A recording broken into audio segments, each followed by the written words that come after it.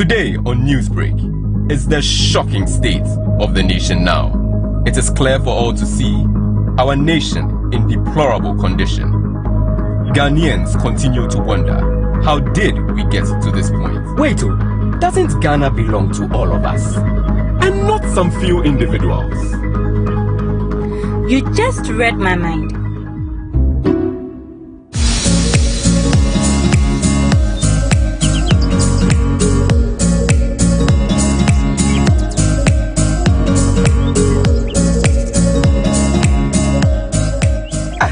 Why must someone come and spoil all that has been built for over 60 years and we still need to build it again? It's all because of the future of our children and their children. Building the Ghana we all want together.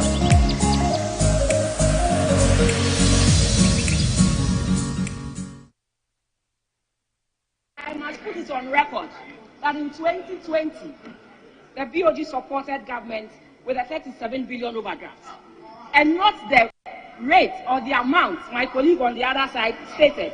So, Mr. Speaker, we are not shying away from the fact that BOG supported government in 2022.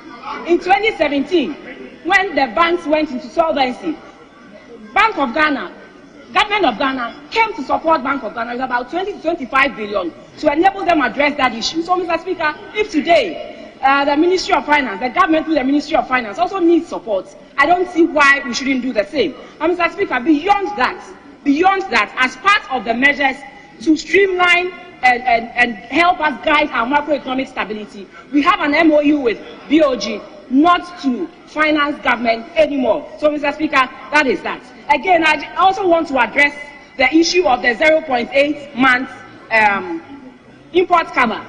When you look at the definition of import cover from IMF and you look at the definition of import cover from Bank of Ghana, there are two different things. This is also size and data.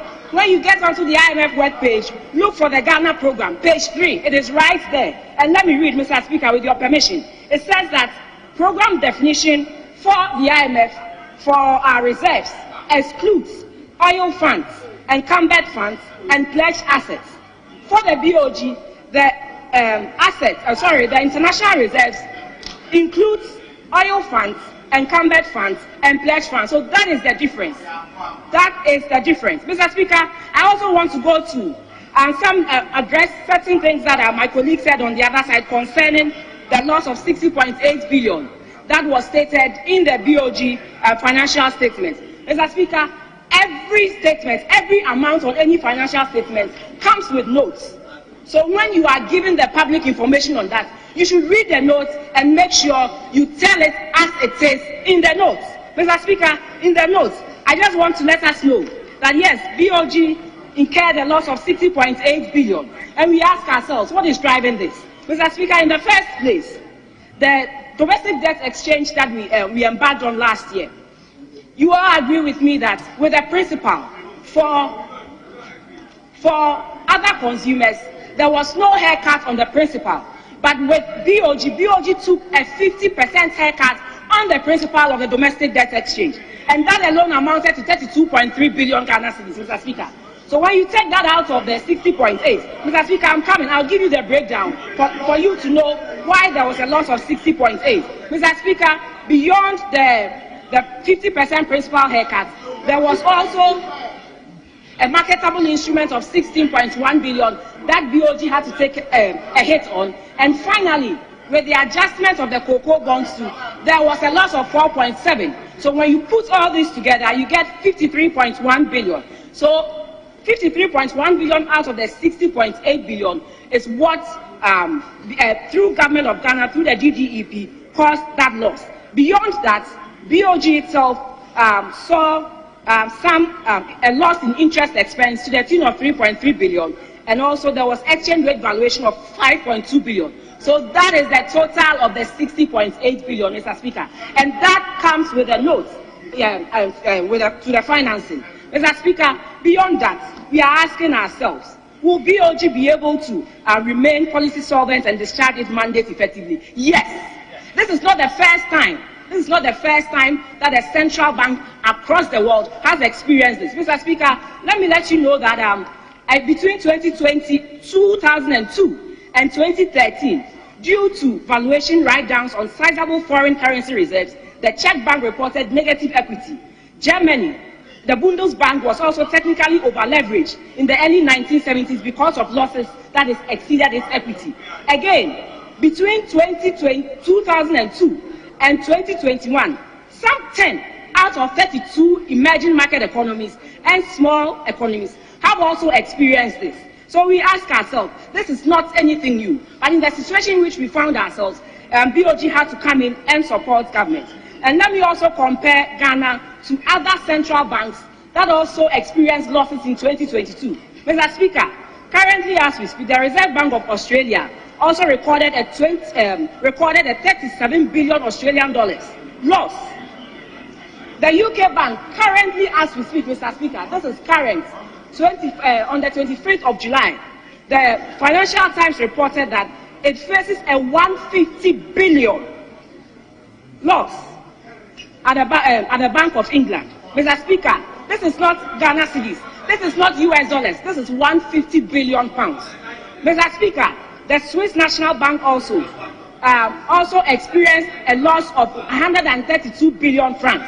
And in September, Mr. Speaker, the Netherlands Bank has also notified the country's government that potentially it is going to also experience a loss of about 9 billion from 2023 to 2026.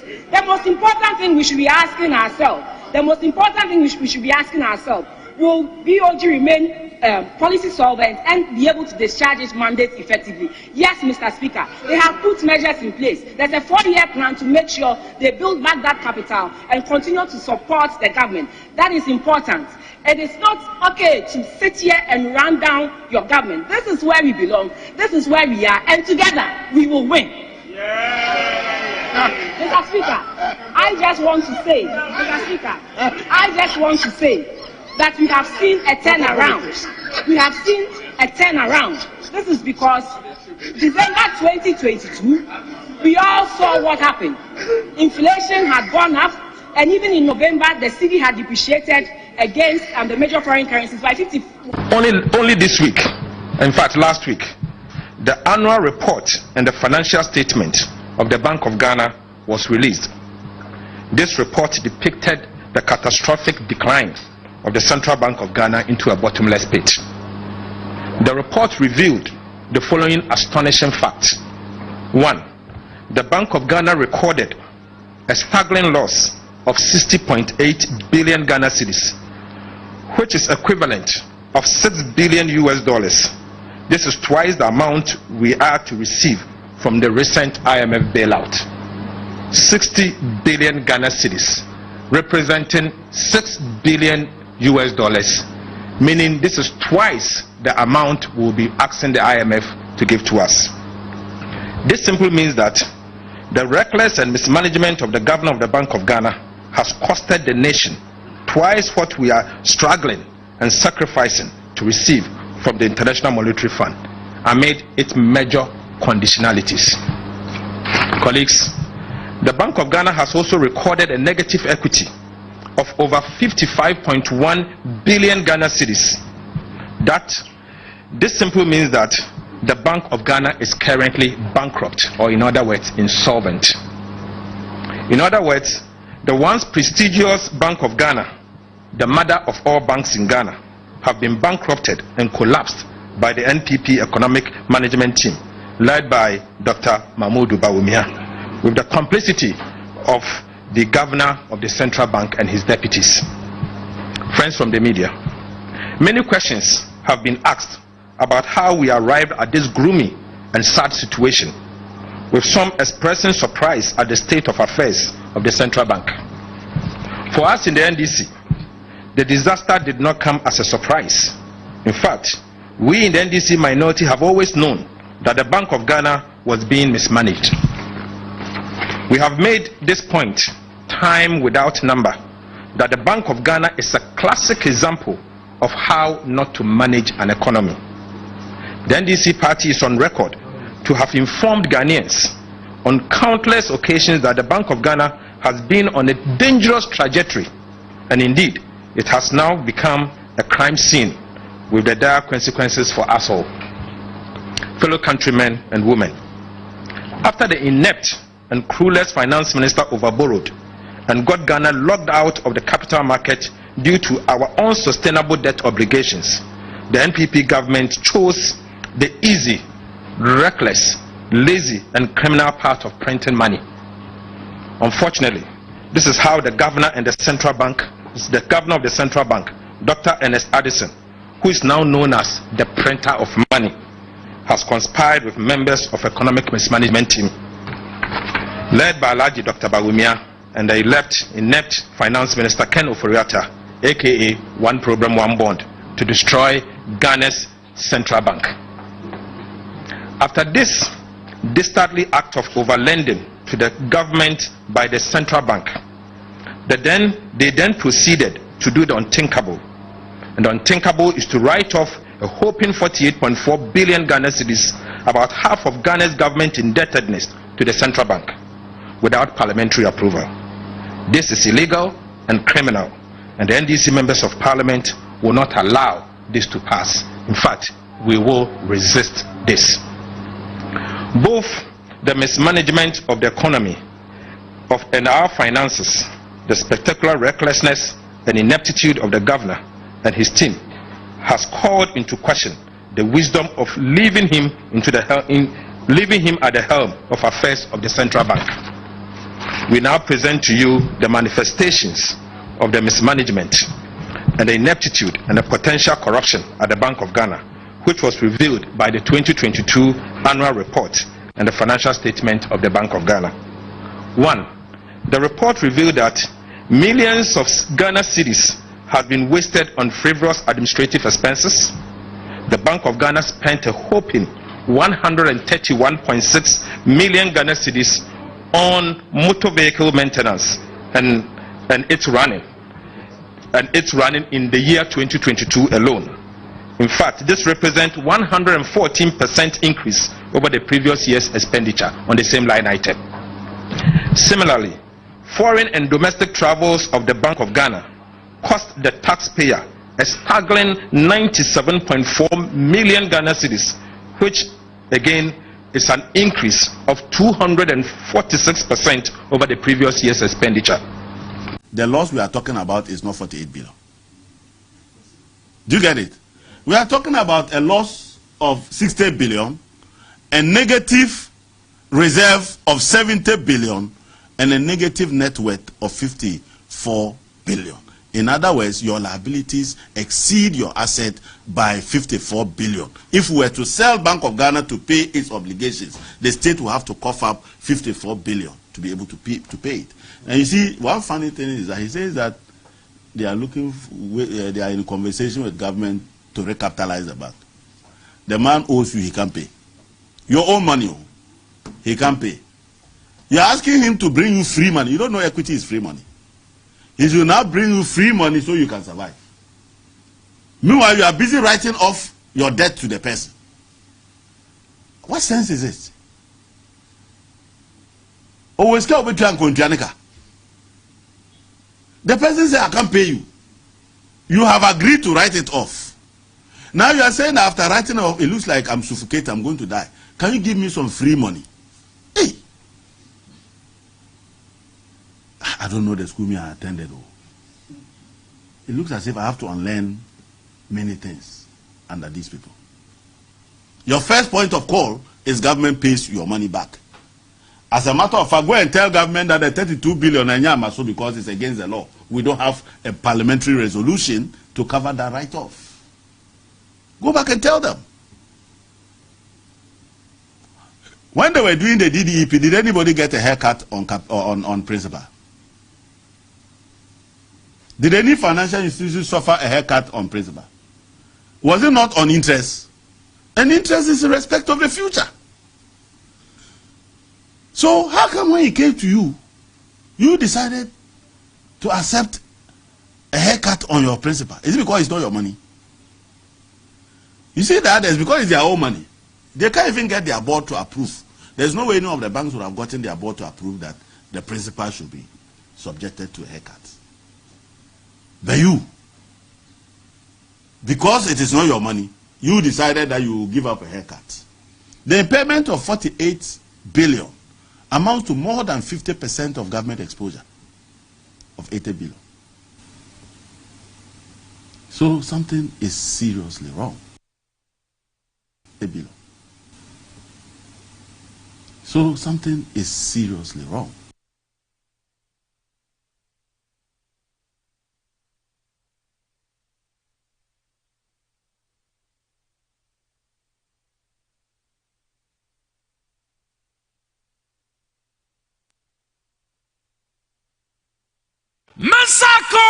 Masaka! Easy or your power for Masaka promotion. There isn't a big or you're big. Separate power for Masaka promotion. One day I never dial star 274 hash. Star 274 hash.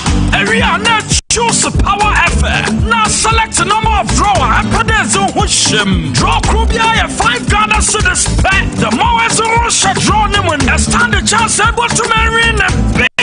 Hey, you're big. Every give you saw your 50,000 Ghana cedis in a chair. Hey, you're 50,000 Ghana cedis. Knock off you. Good deal, Star 274 hash. Masaka. Power for Masaka promotion. It's licensed and regulated by NLA on Caritas Lottery Platform.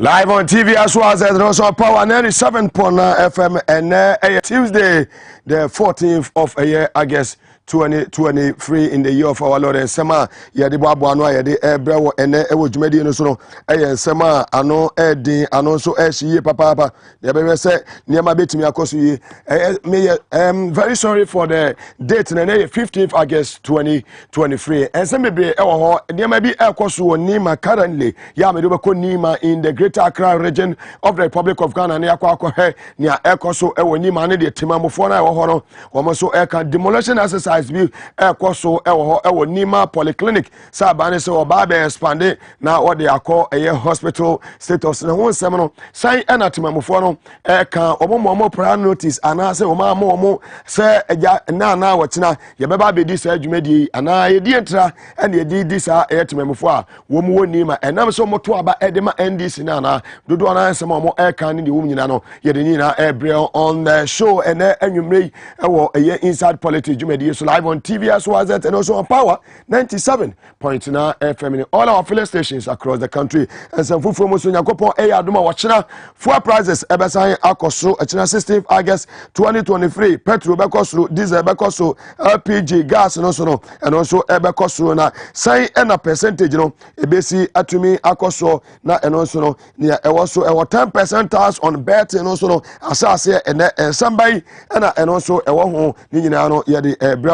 Nigeria somebody and Ecoso Nigeria Sesiani Koni Jam Monsua currently cool moye no and somebody and Ecoso Nina and Samawadua Yade Bremo and Ghana military chief on Okupiemo our parliament to brief parliament on their deployment to support ECOWAS. Are they ready or they are not ready? And somebody and no yet bro a jumedian. So meeting at the Mugabe Maase will be to me after me at Kolega Biga with the support of the 900 million angels on God. No, yet as like I say, Eddie Mayan Abuafwa, Omota to me the Jumedi Ebro, Amuzuaba Clinic, Omokan, Tate, and then they and the Jumedi Ebro was also a Hebron Hills International School was excel and shine. Yet as like I say, Eddie Mo Moneabo, a year. Natural mineral water super croje da ne da nyina no e boy ho ban na etumi nya hoden etumi begina TV ni radio so etumi ekasa power specialist about hospital almost so etechi den Spanish garlic mixture and capsules na Spanish ginkgo capsules so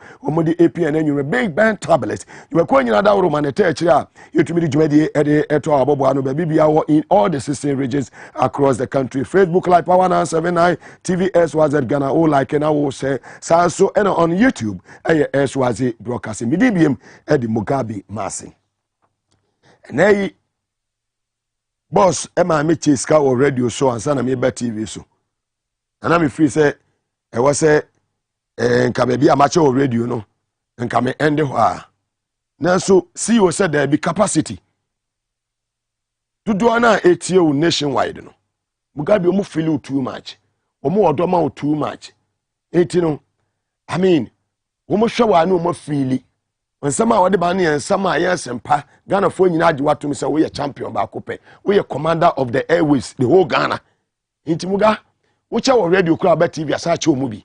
Se ko boss, but yes, me be ne anti na meka. Wo che wo radio so asa che o TV so ka ho.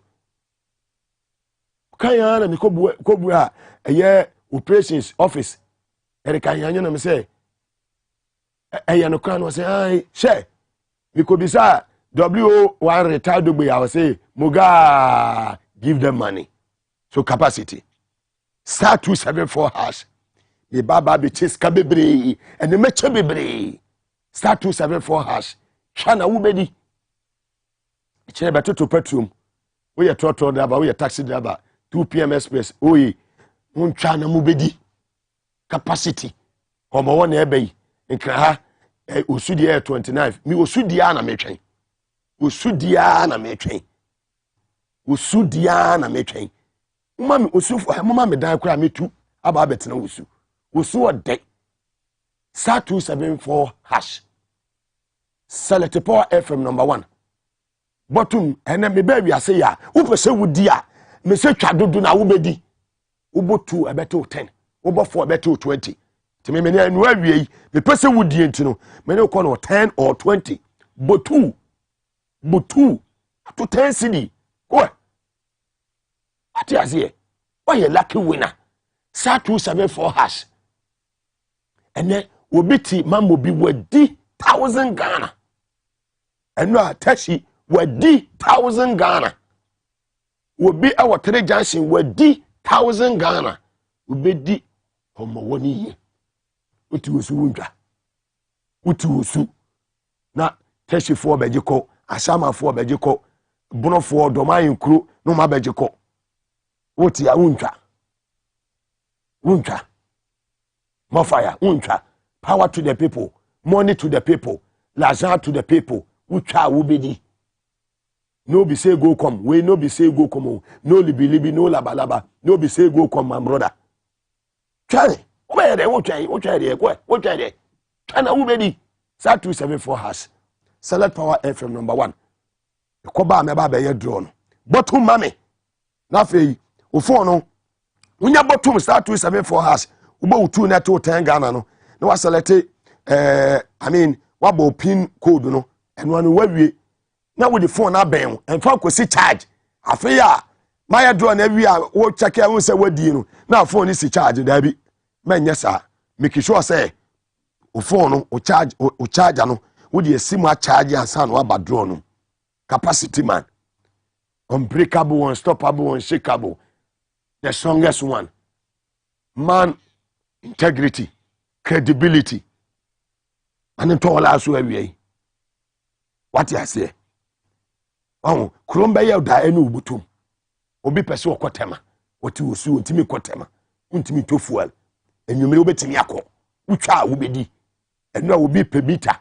Utwaye one wa frame say Mugabe Maase wo me saka meter no anya 1,000 Ghana so ne sika no so wanya ni meter e wo tashi wo twa de wote ben ono aboben na yikufie nche pe wo ti awo twa de wo twa de power to the people wo twa de Star 274 hash select Power FM number 1 put 2 na to 10 Ghana enter your momo pin number no afei bottom na twa me the draw ne bebrel enche live on TV as well as and also on Power 97.9 FM, the hottest and the biggest conversation in Ghana inside politics. And here the Ebro and you made TV as well as at Ghana on YouTube. So TV as well as at Ghana, baby Abefabiano, ultimately say baby Abefabia, Power 97 and TV as well as at Ghana, YouTube, Facebook Live, all like and I will share. Samson on YouTube, you know, Swazi broadcasting at Mugabe Maase and every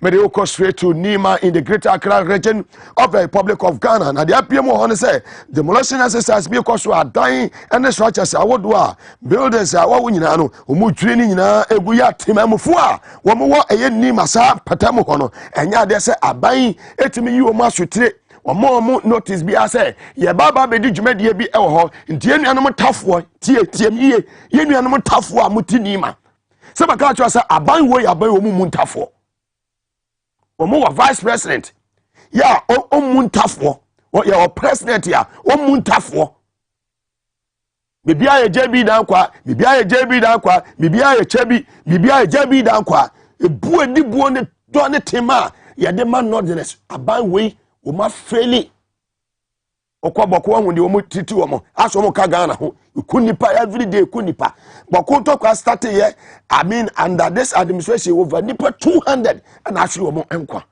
But we have a sitting IGP, we have a vice president who is a northerner and who is the chairman of the police council. Umay did say, someone will say, Diana, Omayo Nima, and then Omunyo Chebi. They will never do this, our Chantafo. They will never do this, our Sino. Omunyo way, our Krupon. Omunyo way, our Koforudia. They can never do it. Vindictiveness, wickedness at its highest level. Say obitini fear. Now when to me a man notice be sada Rambo style of doing things no. Na do amamwe way at say soldier buying any day so Rambo style. Sudobuko bubu la general hospital egu yano. Look at the buildings omo pulling it down. I'll power now 7 ako Facebook live. We are na babe choska. Power to the people. Power to the people. Power now 7 on Facebook Live. TVS was at Ghana. Who are Germany, who are France, who are Italy, who are Norway, who are Finland, and who are Netherlands. Who tell me Saudi Arabia, who are Qatar, Doha, and who tell me UAE, who are Dubai, who are Sharjah, and also who are Abu Dhabi. Power to the people. Who tell me London, who tell me Stratford, and also who are Birmingham, who tell me Coventry, and who tell me Nottingham, who are Norwich, and who tell me Bristol. Power to the people. Who are Dulwich, and who are Lewisham, who are Kent, and who tell me Westminster. Power to the people. Who are Camberwell, and who are Bristol, and Peckham. Power to the people. Facebook Live. Power 979. Omo ebubu amount for die.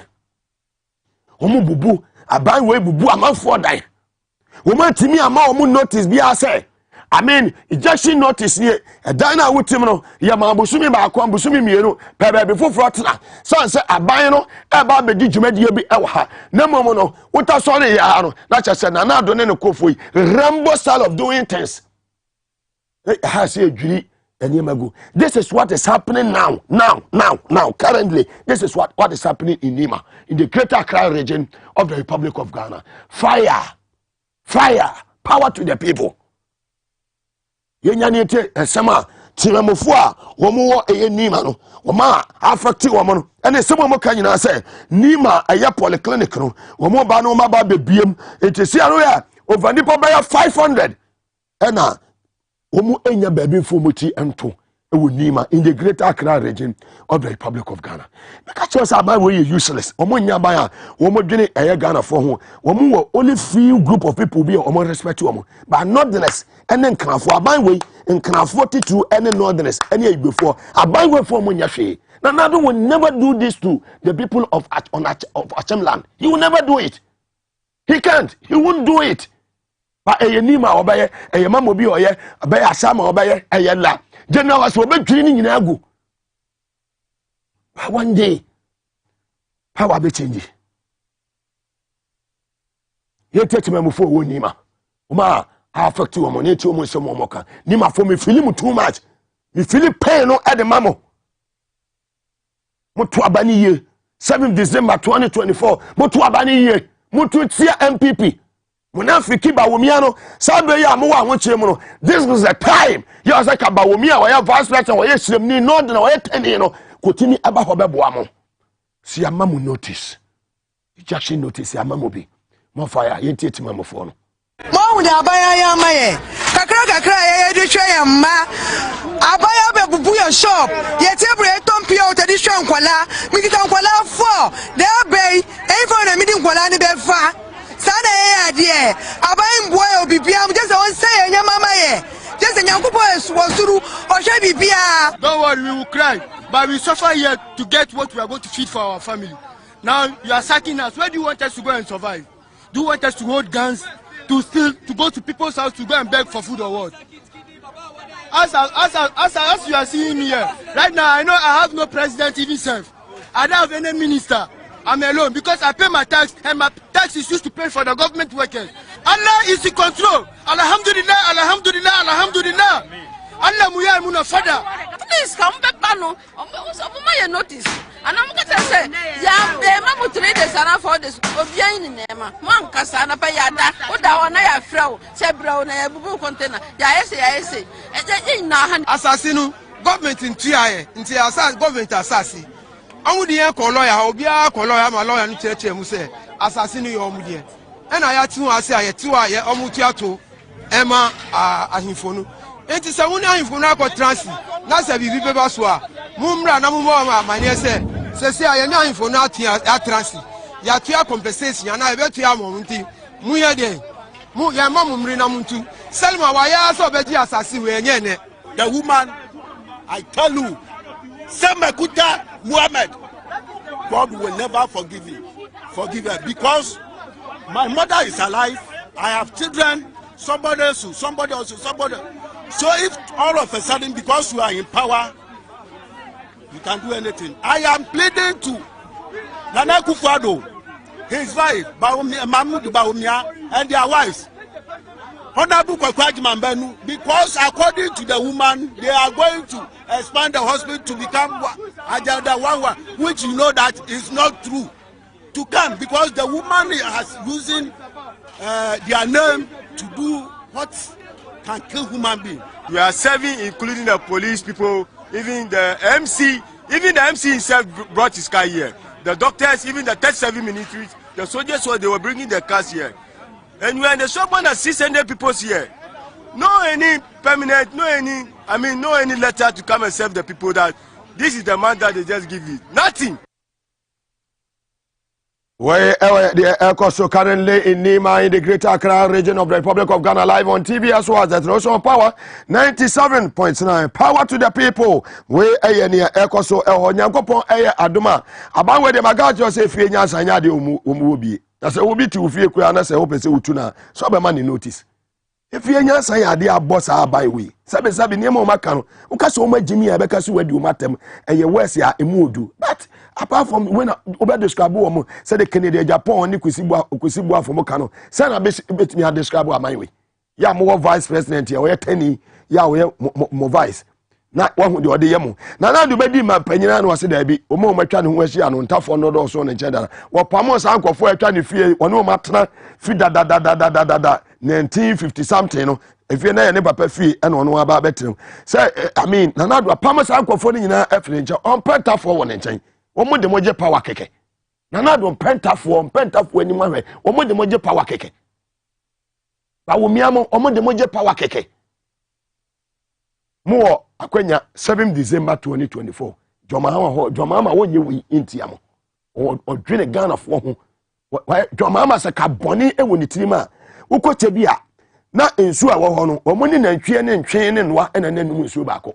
anado be cabinet minister awokofo abemo for 8 years anado atimi am omo ensu wokoka yesi obi wo ho hene bi wo ho be mo abetwa dwan ade kura mintwa ade aponche me kura mintwa no mo ne ntwe ene noa ne nantwie wo mo num ensu baako nanado be cabinet minister be MP for sa eye omo ho 8 good years ya be cabinet minister wantimi am omo ensu eteke Jomama tani na mo fa ne nya hwe no wona koma ache bi fo ensu the records are there Jomama ne ma ache bi fo ensu be foreign affairs minister be attorney general 8 good years wantimi provide water to the good people of Chebi.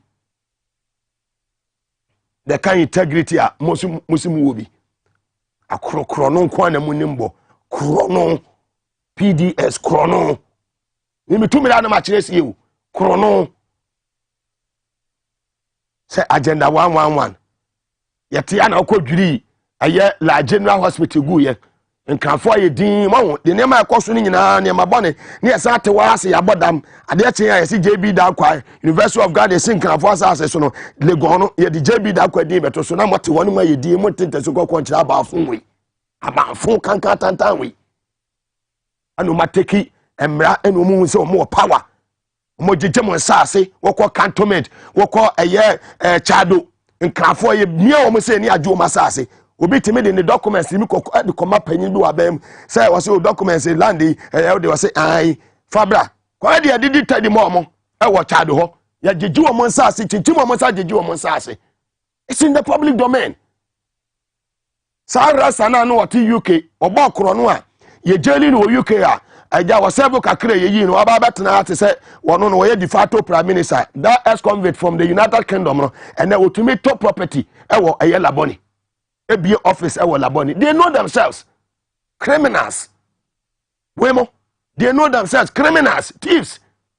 Akrofasefo ne chemo e wo UK jeli mo Oba Ghana no aye rasa te said ye your name will never be mentioned, but you know yourself. Thieves. And then mutimi top properties e wo Trazako. Mutimi top properties e wo East Legon. Na de mu bedie ku amonam land, North land, Edmonton Green, and the Tottenham ne Seven Sisters. Monam oni ehumo. Fire burn them all. Na me adom kire Wednesday 6 August 2023. Anado ebe to petrol mu biem. Ti echina petrol ebeko by 3.36%. Ti say china petrol no okwa pompe a ebe 13.39 13 cedi 39 pesos. Diesel ebeko so by 7.4%. Ti china diesel no obato no 13.89 pesos. Na LPG ebeko so by 8.1%. Inti LPG no said no se ton no ebo no ebeko per kilogram no ebeko 12.10 pesos.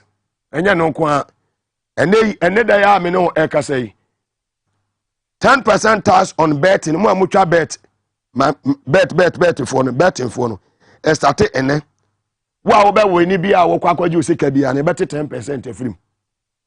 As Ghana for bebre buafu sa ban ba ye bibia tax betting so amanfo football ni ade a amanfo betting so no sika wadi a wase eba wo botom no wase beto 10% ye tete mamofo ni bi nsem omode atodwa e wo so wadwenche ne sen me so madwenche ne se enka ni abaye kan nka nye bone nanso tax na ya wo betie no ni ese mode je wo man ni mu no omumfa nye entente bia sa abaye tax ba se ye ntua na omo betua ne hwese na ye tua taxi ya mfa nya adwuma na akodi obi ni moto mu no enti omu tua na omu nwinwi na ma Ghana ha ya taxi tua no aye dindin na de bia baika na ye se ne pese ye bogu no ba sa ba ne gina nka odi omu de ye adwuma ama ye hu se taxi we ye de ko ye adwuma we taxi de ko ye adwuma taxi ko ye adwuma we ye nipa ne tua odi ahonkeka ebetua ama o ma na konanim ba sika ne nkodu aba ne ho na akodi obi ni mobotom eno nkoa ne ade Ghana ha mo eye ye problem pa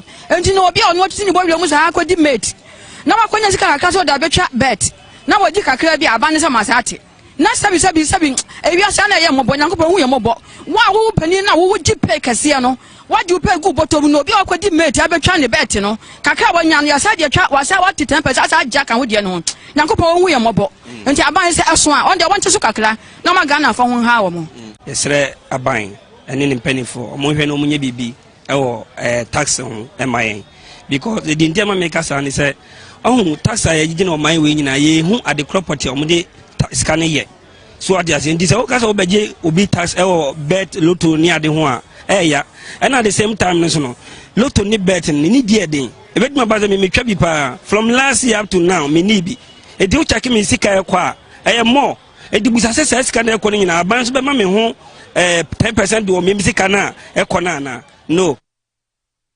we the timamufo a omutwa bet fu bi no na uja ma mi wutu we twa chepa utechi mu yi say 10% no ya de say ebe ha timamufo no ya de ne ache Nigeria enra Nigeria Air Force 1 omo so de omo ko spy omo nam wiem unu say Nigeria force no omo aclose omo airspace no ye ni se wiense bia for omo territory no na so Nigeria force omo kwa akoso ahwe ye na aja wo na ye mema wo na Africa nyina no wo population edoso ye wo president wa ba akokora wo na ye ECOWAS chairman ye friend Tinubu na enui ye Air Force plane a wo de kopie mu ewe Air Force 1 na chese nipa asoja for be 25 na etima o chese wo mo ma wo no so na aja wo se ayi fuyi Putin mai Niger fo me fo mo Putin ma omo tuo ne ade ne ye adwuma oh ane takahiri omo na mo kika to takahiri oh na che say Air Force why Nigeria fo play soldier fo nyina santam ye kohwe nia ekoso enra edai na che say uma de kan ya lusu one no wo say wienhye bia wo makloso mo airspace no eni say wienhye bia efa wo ho na Nigeria fo say de ye ne Nigeria fo e be kwa akoso na do hwe bi o de ato Nigeria fo no Ghana fo yi me say mo nya hwe ye hwe de koso is getting worse. The Nigerian Air Force One helicopter crashed today in Niger Republic. As you can see in the picture, these are pictures of the Nigerian Air Force One helicopter that went to spy over Niger Republic, but it was brought down by a hypersonic missile by the Wagner Group. Breaking news, Nigerian Air Force helicopter crashes in Niger village. You think the Nigerians are smiling? It was brought down by the Wagner Group with a hypersonic missile. According to a report, 25 Nigerian soldiers died. This is what Tinubu came for. The Nigerian military coup leader have sent a strong warning to every country that their airspace is closed, and anybody that will break the law will be brought down. Are we ready for this war or not? And now I want to military Ghana Armed Forces Penny Chief Ankasanka military chief and Ankasanka go PM or parliament here or to be could be full parliament senior aircon. Nebi San say ECOWAS. Or my Ghana ya ready. And now do the Ebeko and I home seminal saying any city live on TV as well as and also on Power 97.9 FM. Time for me to share Laza Kudi Zone. Kudi ya ligiri mna wa konyam ligiri duna mna kon ligiri wosogo fo na pam ligiri inin jefe o mame yel kabeye wona panga bumfa na zem same jomama nanwa bumfa na zem same zabra mna wa kofo ligiri wosogo milo piga na wa kofo milo piga fo be bokubi fo be bolga for be subir so bi for be ye no akofo ligri ya 10 million piga lam na nyam zabra ya tan kolega bi bala million piga 10 million sa 274 hash send the mame botu na to 10 Ghana botu se sia na to 10 Ghana atan kolega bi ga Mugabe be choska capacity man 10 million. Kudi. 10 million. Me power sem ni kama draw da me power sem tina me twen. So be lucky winner. Obi wa konongo obo. Obi ewo osino obo. Obi ewo kaswa me wo se o type. Obi wa sama wuti osu de edian. Osufo pa se me si film a mo tena wa mamanfo be gya de ne de kono. Adan kapmuni capacity. Star 274 hash. Star 274 hash. Fatum Mame. Select Power FM number 1. O select Power FM number 1 we are Botu 9 to 10. Oba 1 and better 5. And no. O chances of winning. We dem say Botu 9 to 10 Ghana. Now 1,000 Ghana in capacity. Star 274 hash. Star 274 hash. And the matches can be brave. Raf. Matches can be brave. Check your phone also. Star 274 hash. Check your phone also says here.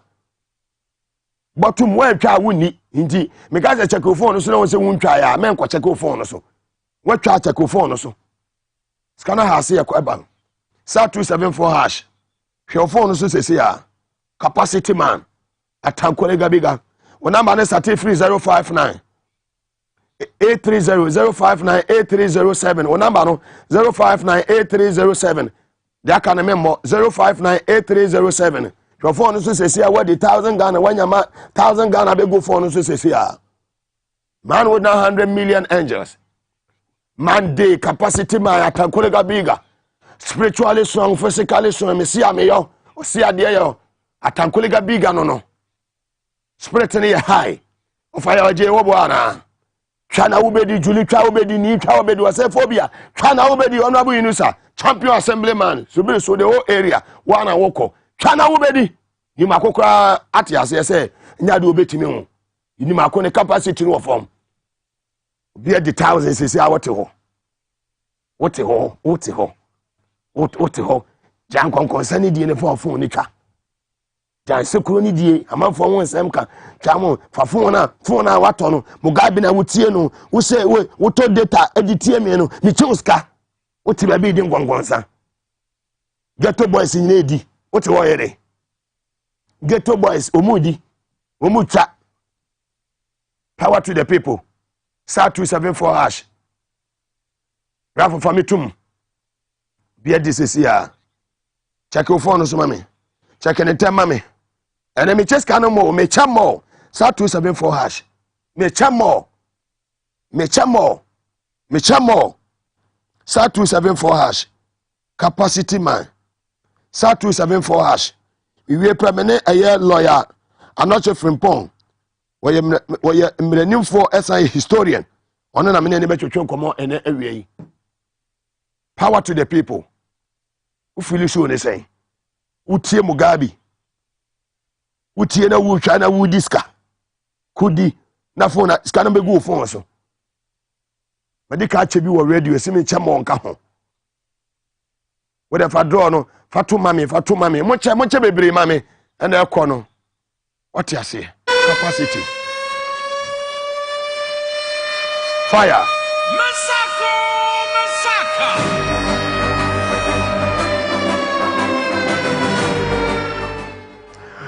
Power to the people live on TV as well as also on Power 97.9 FM. I talk Mugabe Maase. Baba Ben, Mugabe Maase. Fantastic man. Udini baby akasefri.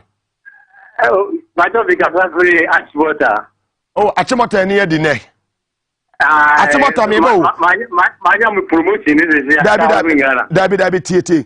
Achimota no wo petroleum ana say wo Achimota new plan side ho baby a kantanka eye seconds wo fantastic George Tom pass we chire ho no meboa Masa George chire fantastic one fantastic baby a mekom da ni bubu ya nipa baby wu ya no meboa ho na sai ho na wo fantastic awana be was there say utwa say no 1,000 Ghana utwa say President America so kasa se o na president na America people there keten ya wo bedi utwa ya wuni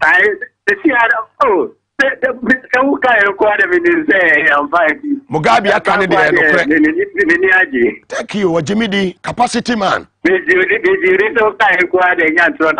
me kwa me kadi anache se me sia me yo fantastic meda se menua monyine to ene na wie eya me no wie ya me sha bebre wate Mugabe acha 1,000 fantastic wa do an waka no credibility no wasoro Mugabe me ho so me ho efin me ho Mugabe Maase me ba me din wa bo no tankolega biga no me ati ase tankolega senior court na so ne bati ase meda se na maja wa ha capacity okay meda ase moji no obi edi 1,000 wo say twa wo de me da me ho abasisi a ohene babo amabene kantinka ame na me homra ba masa chiska ba masa chiska capacity me basisi a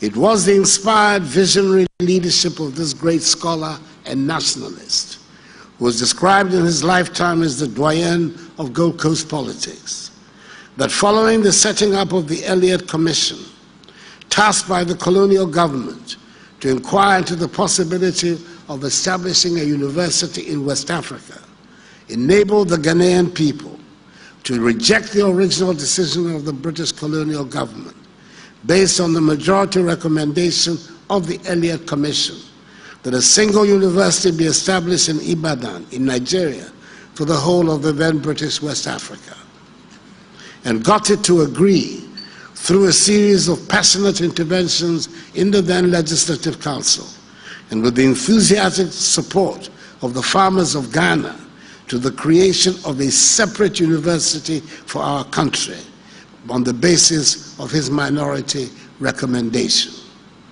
How felicitous was that decision, and how greatly it has contributed to the growth of modern Ghana. Live on TV as well, the Rosar Power 97.9 FM. Time trending issues. We don't remember Benny. Can you get me more cover? Me dance me jo so. The biabo there. Twedi am. That's what feel say. So we ni ba ko be pien kran. Yeah, no so ha. So here's no. We got a nose. Fans. Oh yes. The whole Ghana. Main newscaster, the whole Ghana. What we are winning. Ya man award wa Sanji Moka. So and says me sakwadi award for from. What's akwaje for? Sakwadi ada wa Centers Media Personality Award. And also waje. And also maje. Best newscaster of the year. What you say? But Centers for no. Muga mama control mo say award no plaque na esi so no e ma o kire say yawoni award no ache dodo mo ye program wie plaque no ye di be bo so me na no so mo de ye den mo fa wade emre wo mo fa wade emre me na fa je fan ade na ye de plaque na de ma wa na ye saji usi forma na ye na fa feel yes ye kwotro udi agu ho so me ni ade mo ye no US na America ana India aje so pede akwaje fans Hey, Centers of one match. Aha, match. Omo pegumba, omo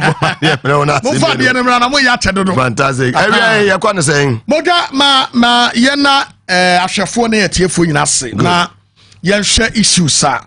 Moga na nadu dan kwa akufo ade wo hu. Wo ye opani bia ye ka say anka nipa de wo nyini no na no kuredie ba ne ho. Na the only old man on kanokre ewa Ghana ha nanado and anyame na meka your words are so powerful, so whatever you will say today no will be played back to you tomorrow.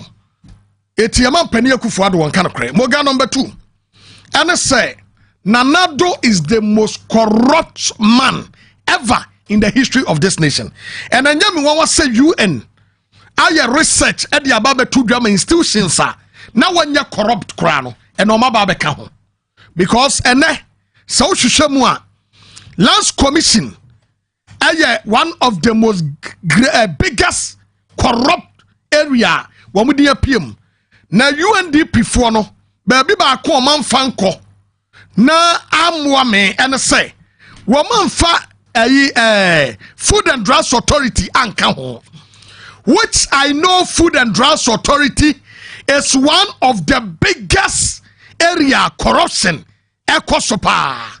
Food and Drugs Authority, and I'll have time on you.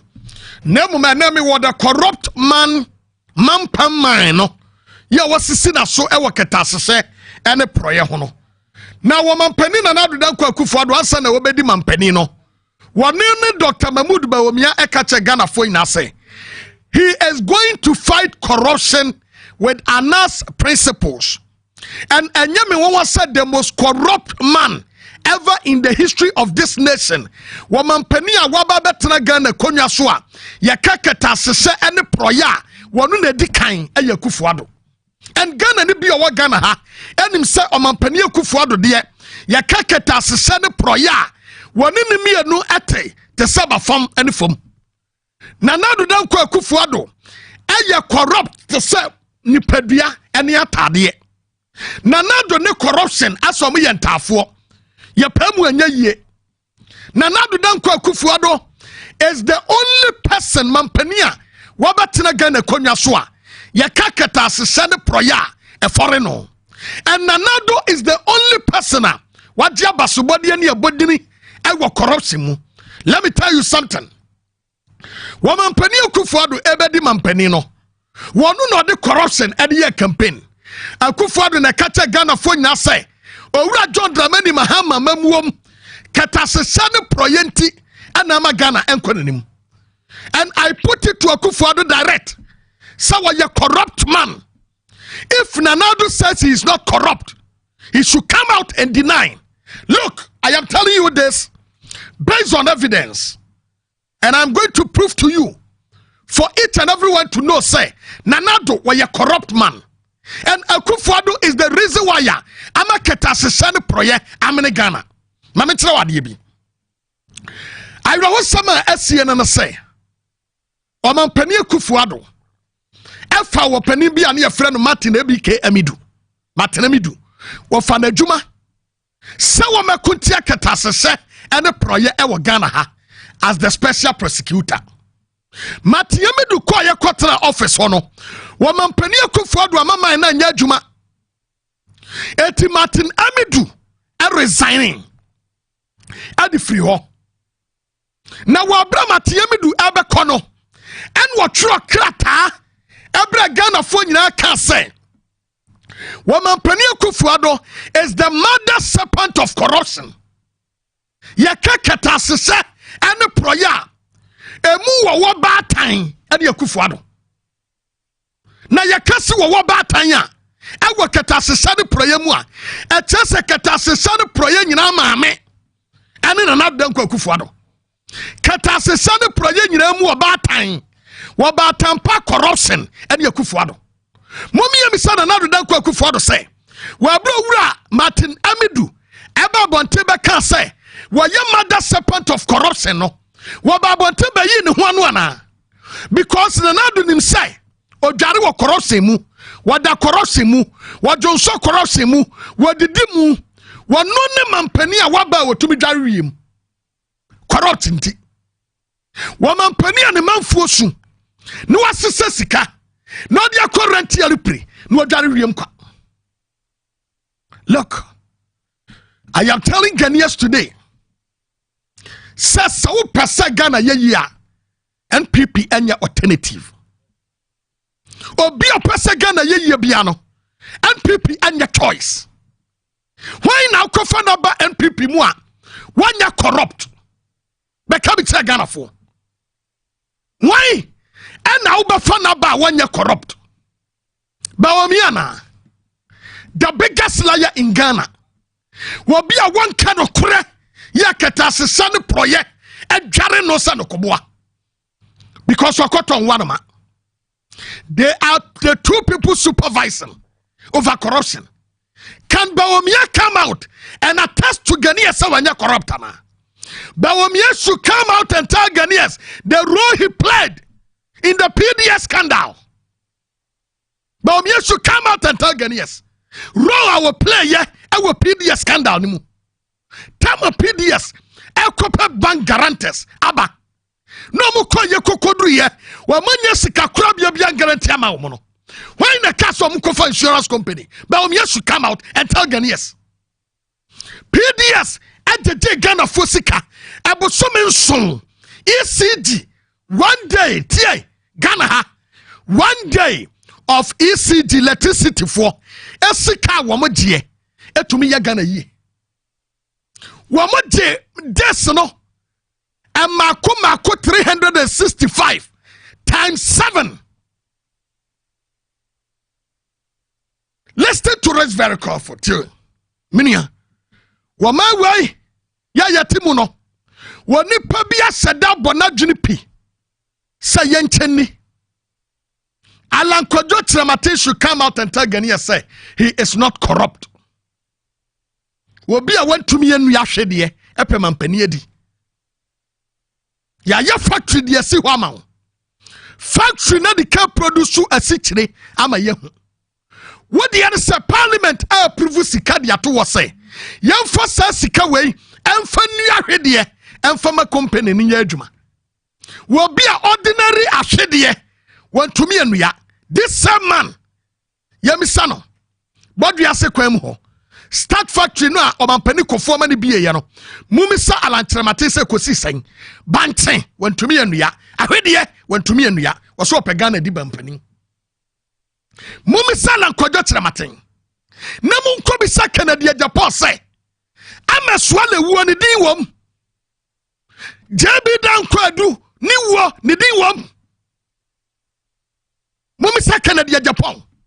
Say wayi ni ho anu ana. Because one of you swale a video, a picture, a TV so. I'm your bone true no. This man says it dum aboni din several times. Second at Japan and a bomb pa. I'm koku jabi dan kwadu. And when yakukudro shop man penedi because we were the biggest coaster in Africa. Ya pe wo bia wo beba. Ni wa Ghana ha ya nya nkokɔ ni ya ri Ghana nkokɔ ade na Ghana nkokɔ gu coastal no obi apagya ne sika so ewura coastal wanya Ghana nkokɔ nam papare enye obi a wode Ghana ba be business Canada Japan bra bonten no meka che wiase afọ na nyina sɛ na dwuma yefo ane oman otu o meka sɛ mbosome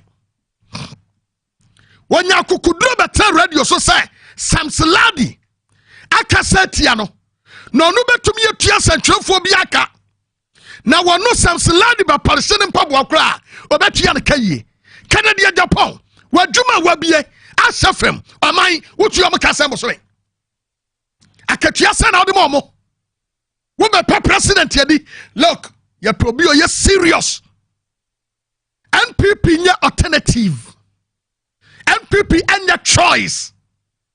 Wabi a yaman a Greek minister. None su ya gani wajina ho. Na donkey. Afifrinsa. Na donkey for fertilizer no di atuneti. Wo for fertilizer no di atuneti. Na donkey na wie. Na fertilizer. Donkey ne de kwa Burkina Faso. Na papa ijina ho. Wantumi anka hwe. Ama donkey na wura Burkina Faso. This man Aba se ne agreki ade ne se ho so nkodua bode akura ntumi anua waba peso obepema mpani adi look mama nka sem we mfankyere mo nese MPP amanyoku mu no woni pa bia ne ho a owo the qualities you betumi adi mpani ni pa ba ko metumi aka se so far so good MPP mu wono no ye hu ne ho asem bia saa eya ade ni mu ade ni mu nso no enya de o betumi ama ne kwankora se wamra medi wo mani mpana campus wadi mampani nenti ya probi sabe mpradiasa nenti ya maami ya wuanti no na wabi asware a wase wafa ye nyanka enti wo mani ye ni hwefufu nti no ni apagya ye man no a ni akwakoba no ofa yi ase why should you give this man to Bawomia internationally ya recognize no as obi a wan kanokore Wabi a wotantro monkante Bawomia say one ko China enkodi ya $19 billion ne mra yen ne yatan emfie nwotwe ne yakwai Bawomia ba ye pe no ko China wo ba ye no be kata Ghana fo nya say wa ko China ko secure $19 billion ye de ba be develop o man Bawomia sika ne wai wan hwe aya to bo ase look Bawomia amanimguasia kasremfo wa Ghana ha but thanks be to God say ye wasirem ni John Mahama eso ho ya wo clear won na ntesa ankobia beka say sremfo ye incompetent this Bawomia this guy sitting there called Bawomia wono na no free wura John Dramani Mahama incompetent ye ka incompetent out yase moga mama mfa no nwie ye ka incompetent out yase incompetent simply means obia we useless Obia we useless. That is incompetent. Wano Bawomia no attribute to John Dramani Mahama to Obia we incompetent as a useless man. No Bawomia na wate hono. Mumi san say between wano and John Mahama. Why? What could I want to me and promise way? Ordinary toilet. Ya also be see amasremfo a e wo konkoma market. Ordinary toilet went to me and see. And you had the guts to come out and tell Ghanaians say you want to be president. You are not serious enough. Thank you. Masa, yani abre and yeti kromha. And some people are man yoku ni bibi pa. And the Ghana for. Wamu peba bitra. Ni yani na ho. Wo kofe wo bia. Wo bia besi Ghana habia ni udi wom. Canada Japan. Wano ama swale. Wo yani wo ni di wom. wano sazi dondo aboni din se jabi dan kwadu wano me yaku no na this man yenya kakabe sema funtaban enenam epimampani adi wodi amomra na mbete kroma Baba Mabani ebeda say for your time on trending issues Sauda wodi abre live on TVS was at no so power 97.9 FM, the hottest and the biggest conversation in Ghana inside politics and our so gusua uti sabre e was mitimi echemusika ewo eye dwumadi ne so na nei ye ne opanyin kase pa chese eka yabakosem ye ka eye history na yebeka so di mu tintima yi pa wo ye mranimfo ya jese we private legal practitioner ni din ede lawyer Anoche Frimpong ono enene ye no eba ba bedi enkomo ni ahwe ensama wodo ekoso e o my Ghana ni amama hodo a etwa ye ho ehia titu ene ECOWAS ni nyina no mo bete ho ensem na awia yi eye star 274 hash mi ti uska kakra ansa na makwa ba na me lawyer ede enkomo twetwe no aba be hihye so ene enkomo twetwe no ebe de yi papa ti ho be nya so be hwe ben wa fidie no man ya chese ka integrity a wo bi e ka credibility a wo bi ono ne ani eba bedi enkomo ene edwumei e wo TVS Wazet ne power 97.9 FM so midin di atankolega biga Mugabe Maase bema ba wonsin sum ansana wa ham enei me ba be chiuska enwumrei e star 274 hash na wa send amame wo send mame a na wa select power FM number 1 wo select power FM number 1 wi a na afin wa bo 2 na to 10 Ghana meno 1155 no me free ho me cheska me check 1000 ena echo inti capacity obese wudi anu abotu na ate 10 no one say wo 2 chances obo 1 and wo only 1 chance obo 2 awo 2 inti no wo say uhu obo 2 ebete 10 and obo 1 ebete 5 me say wi omo die nyina obi a twa 10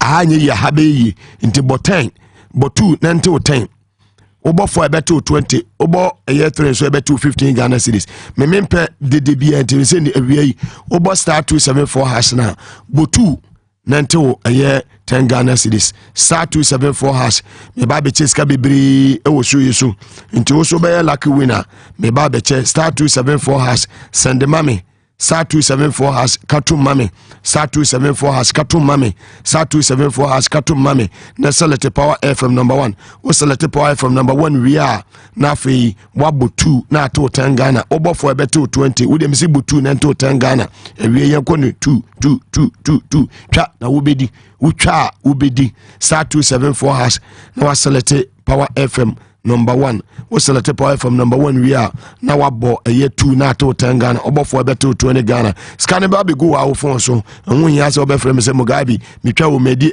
mitwa me sika udi ya scan ba be go phone so we no be say go come Nigeria ni be say no libilibi no labalaba oga what you say me kan na wo twa kofo di mudi kudi what wo yeden twa na wo bedi star 274 hash select power from number 1 butu nanto 10 Ghana butu nanto 10 Ghana na afi wabo momo eye MTN code number no ubu pin number ni wi a na afi won se draw no wawem me kama machine tumpe obeye lucky winner ene awie me kama machine tumpe obeye lucky winner me da me ho simeti wo mo na afi yeba ye ne lawyer ye Frimpong Anoche eba betwetwe enkomo ewo dwumadi ne so ti me fa ansem akwa fidie koso a ne twa na me ba me mawiska e ba sisia.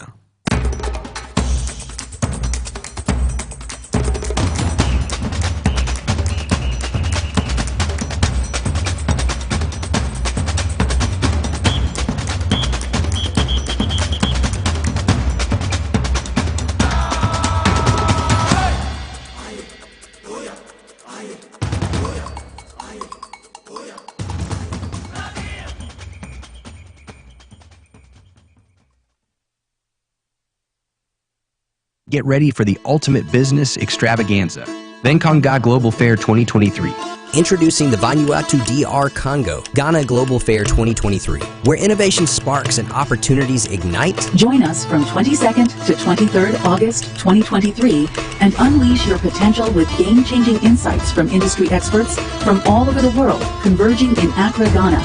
Explore the future of energy, power, mining, agribusiness, tourism, oil and gas, finance, and more. Connect with top-notch entrepreneurs from Vanuatu, DR Congo, Ghana, and the Global Village. Forge alliances, connect with people that matter, and propel your business to greater heights. Beyond business, experience the rich heritage and vibrant spirit of these incredible nations and across the globe. Bangkok Global Fair 2023.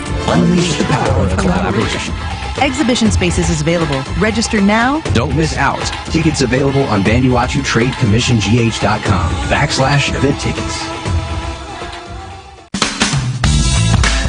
The serene environment fits into the goal of the school, which is simply to provide excellent educational foundation for your ward's development before they commence primary education. At first glance, clearly you will see why the school is called Hebron Hills International School, as the building stands tall overlooking town. With a Montessori style, we have experienced and dedicated staff and trained teachers. Our small sizes classrooms are meant to enhance teacher-focused approach where children get one-on-one attention from the teacher. Hello there. We are open at 7:30 a.m. and school closes at 2:30 p.m. After school care is from 4 p.m. to 6 p.m. while early drop-off can be arranged at 6 a.m. Hebron Hills International School is located at Midye off the Nsawam Road. Locate us with GP postcode GW0688 GA West and GPS code 06884870. You can contact the school and make further inquiries on 050-876-2375 or call the office directly on 0302-918768. Email us at hebronhills.school@gmail.com. Hebron Hills International School. Excel and shine.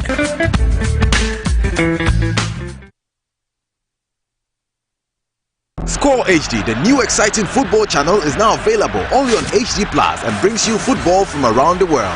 Watch Sadio Mane and Daniel Kufichre in the top weekly match of the Bundesliga 1 and DFB Cup, Primera Liga, Copa de la Liga Profesional, see Ronaldo in the Saudi Pro League, as well as daily sports news every other hour. Also, get updated on Messi and Mbappe on PSG TV and many more. Feely on HD Plus channel 151. Agronaide HD Plus, the Feely experience. Do you know that the first 6 years of your child has so much to do with how their next 80 years will turn out? Do you also know that for a child to develop independently, we have to ensure they are physically, socially, emotionally, spiritually, and cognitively developed?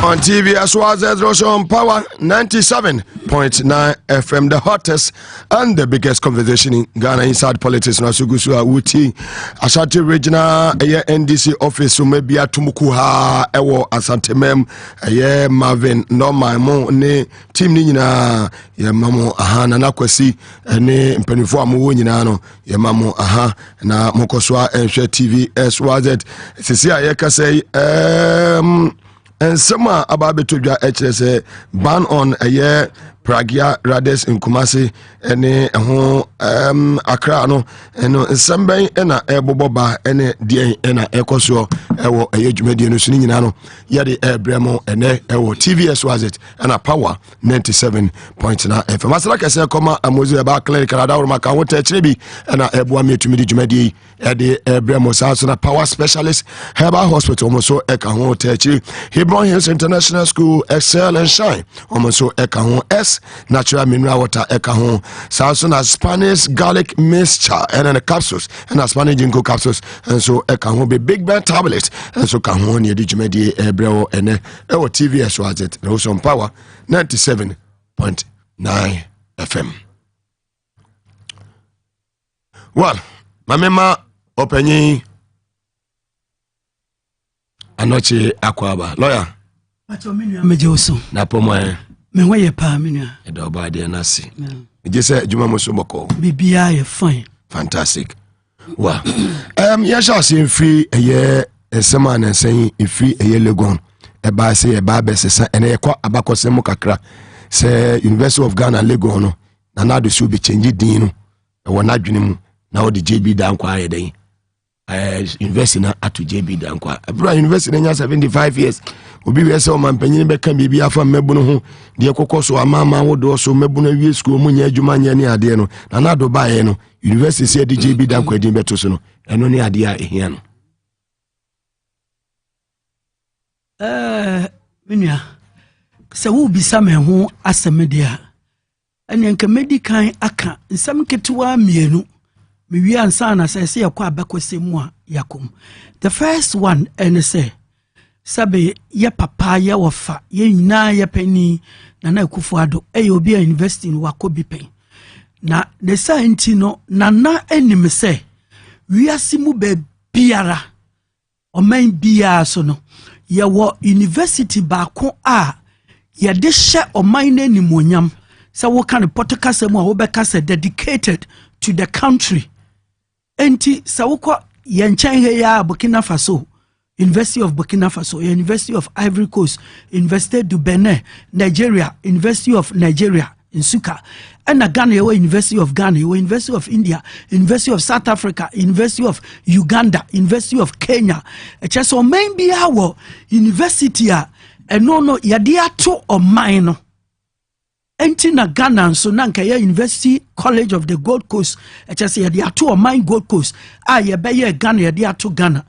Inti ansa na metwa masam no so bi ba yina na Akufo-Addo firi ho na yi JB Dankwa firi ho obi bi obeba so ye me anoche anasa wu Mugabe ana President Mahama na Rawlings anasa Nkrumah no kase yenyi edin Ghana no free university no so na yemfa nipa foforo bi edin emfa ento so a na chese nipa no argument ne se nipa no esombo chen o man no aye wo no tu mu no oba basom sa wo man no sa not the historian enti se na Akufo-Addo se Mayor University of Cape Coast na University JB Dankwa University o ana ya fa ni say University for Development Studies nya no ne yemfa ne papa din na edin to so na mom nia ye de ahye o man Ghana animonyam no University of Ghana we University of Nigeria ye we University of Nabobodi country bia Uganda babia Zimbabwe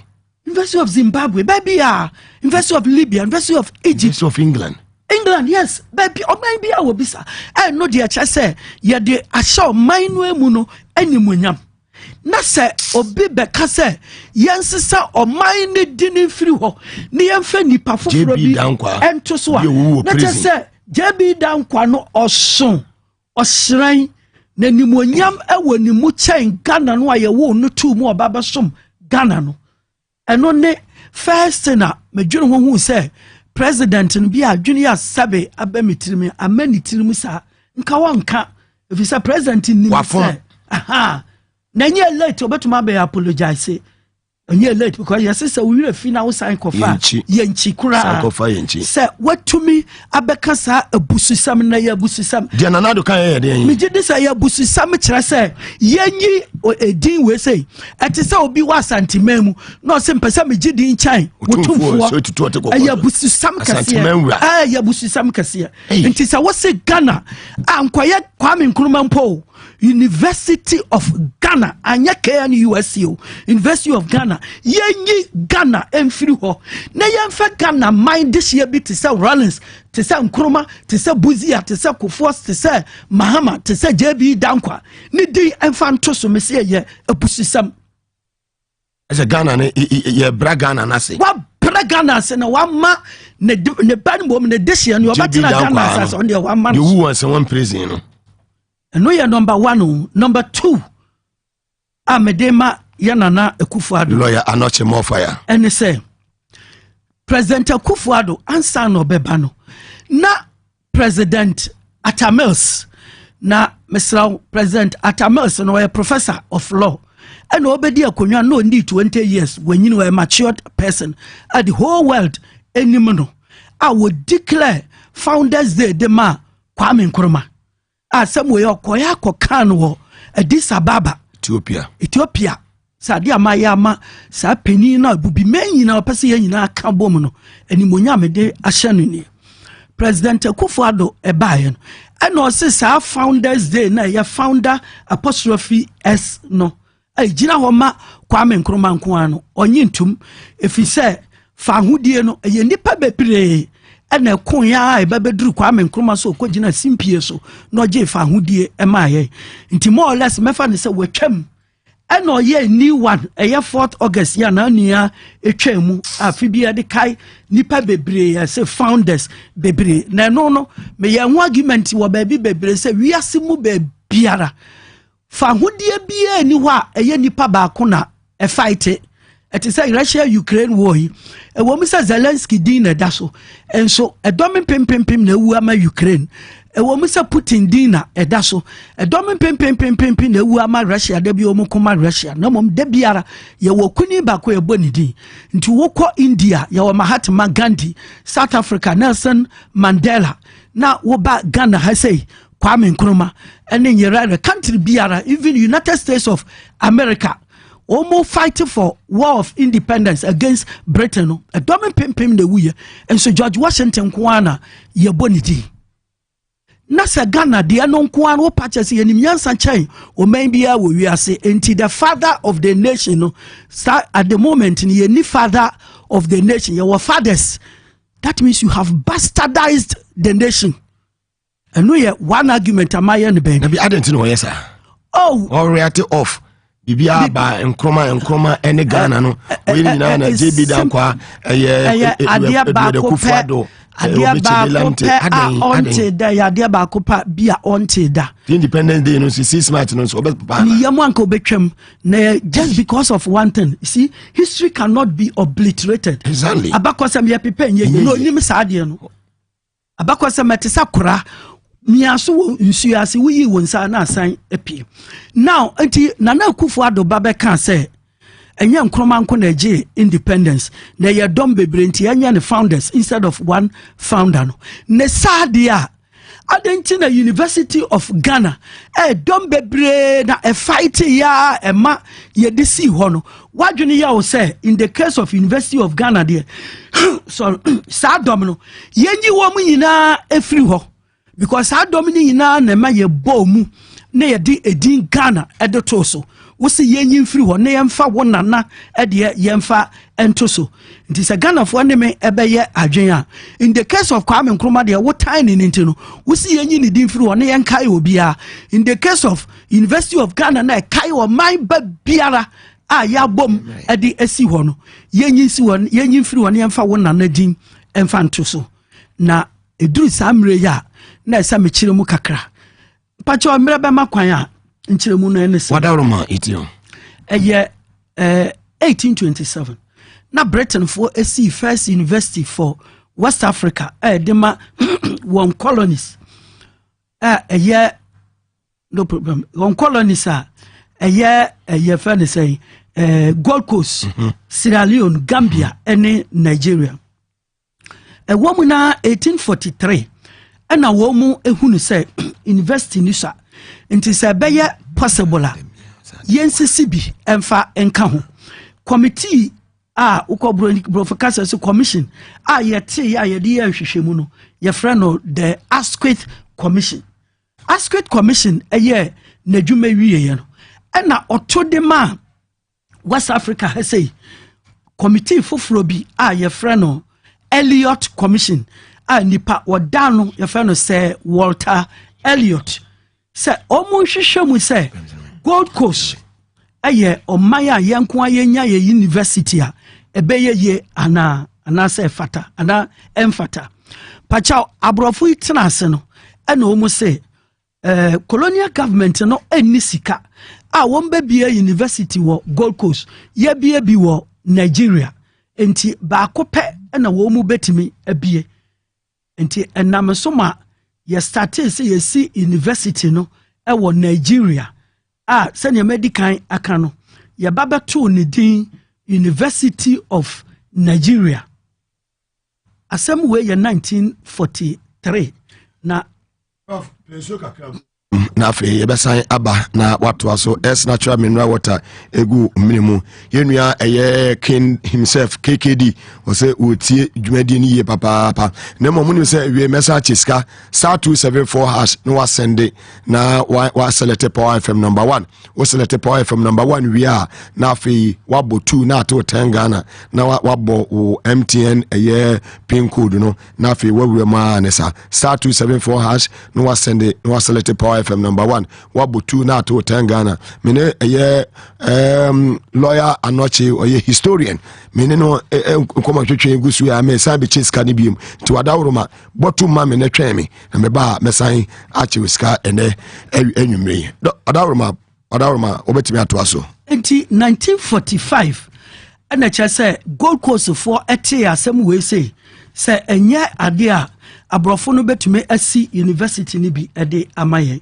mepacho asem we be ya asem na ye yempanimfo ne ya eyepa wo mu asori ginaye ye pa no so wo pa university de amaye no ani Ghana fo mienu ana wo mu ka Elliott committee no ho abako de J.E. Kisley Hayford ayede hall bi de ato no wo university Cape Coast University ena your friend is saying papa ya obaba ye first African Chief Justice say akukosa say nipa mienu we mfantifo mienu we eka Elliott Commission no omu na ejina mu pa say Ghana anase Gold Coast ye fata university aye mu ya ho nti eba ne sa no na say ye de ekokoto Ghana ye mpanimfo anim ema Old Achimotans Association OAA Achimota School Old Students Association eko demonstration so omu ntia say university ni ye bi now provisional joint provisional council of chiefs and nanke beka say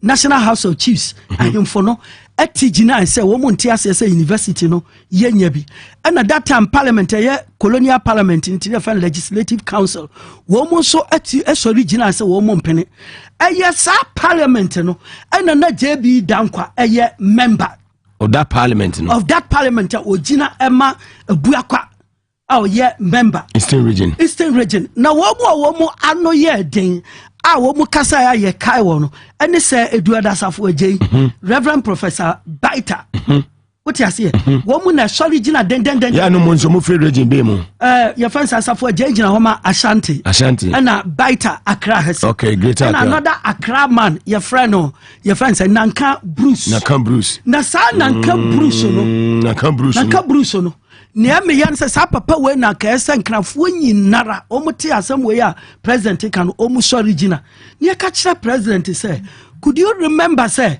by 1947 there was only one Ghanaian what private radio station I find Radio Zoe we ye dede wo radio no so sa Ghana for pe university ye Gold Coast pe university ma Ghana for nyina demonstrate edidi nachi ama asam no kopie amrado ye governor say alambans enim ma say alambans de krata ediko British Parliament say yense university wo Gold Coast e de asembeba because of Sir Nanka Bruce Frederick Nanka Bruce oye ga nyobi enkraniba enti British Parliament no to me say ye benya university ti in the end no ye say university no ye besi no ye de best start Achimota School if you say aban ne se woni sika odi besi university na menua Mugabe ti ahye pa lawyer yaw anoche frimpon ni ekokọ pie mu ne say asante hene prempe the second Sir Osei Ajiman Prempe the second ye member of the House of Chiefs no ana ode adwene ba ye say sa ban ne se woni sika de a adenti na cocoa no e Ghana the world's leading producer of cocoa ye wasika bebrebe no akuyafo na ewe cocoa no yenjeje tuo bi mfiri won ho nti se wo kari wo cocoa na ya tebie 64 kilos ni ate kakra Samre no na Ashanti region was the leading producer region of cocoa in Ghana. Na Ashanti region here and Nanka here 4 regions. Asante Bono is any ahafo. No mun produce cocoa kasia palma Ghana enye sika. To South Benin or how many regions? Oh, my fan say about 5. Okay. Mami chiche muye. Your Eastern Province, in the Greater Accra, any Eastern region. Okay. Western Province, Central and Western. Okay. Near what Transvolta. Not just a 3 no. And your Ashanti. Na 4. And your Northern Territories. 5. Fantastic. Historian number. Enti. What being young? Me da say. Your friend is saying. Papa ye nana no sorry your kan sa asem no na che so onu fra santimemu de obefo so ama yetumi de yensika de abom na yenya bi na de asi university no na ye hyase se yetete ahemfo no into University College of the Gold Coast ye di see ho 1948 no 1948 before independence fantastic starte ewo your friend is Achimota School campus and it was built by the sweat of Ghanaian farmers. Fantastic. Na na ya start school no and Nanka Bruce can say Achimota School ya DC was a college ya fancy was a Bayer University nti aban ni pe on pass as foforo non start university no and la for the one was say Lafoye ya bubu mo hospital agoi la edi was say ma aban bama camp one nyina ye one dia lafo ene e fa ne say airport ni na to asoba Legon na aban de nsa eto so ene ye say Edibesi University no na semeka at this point in time no wo behu wo mu a ede won enkwade to ho fighting for university no mabo Nanka Bruce di mabo Akukosa mabo J.E. Kisli Hayford maka Asafo Ejei Reverend Professor Baita and maka se JB Dankwa na ye parliament wona owo nti so ka na sembia eyete se ne no be parliament na member of the education committee na samaba na wakabi ti adenti na esa ukase se nipa no yansenge ne out se bibia Nanka Bruce money wo maka no Nanka Bruce pa ne otumfo wo mu na ejigina kase because dede no mu the second dede no mu anko babia na papa no what the only private radio station in Ghana no sha so ye dede and the demonstration by my BBC so mu na BBC announce you am British government here and I say Alan Barnes set up the Blyden committee to go into the disturbances I see with Gold Coast in terms of education. No muji tu mi say nyabi. Na mo mi ye nisika and na prempe say ai akuafo ni di won sika ebeye. Enti tamu Kwame Nkrumah beye ye kan say Prime Minister Prime Minister 1952 no ara and oji sika no say university na say ye den ye sha asisi ebesi.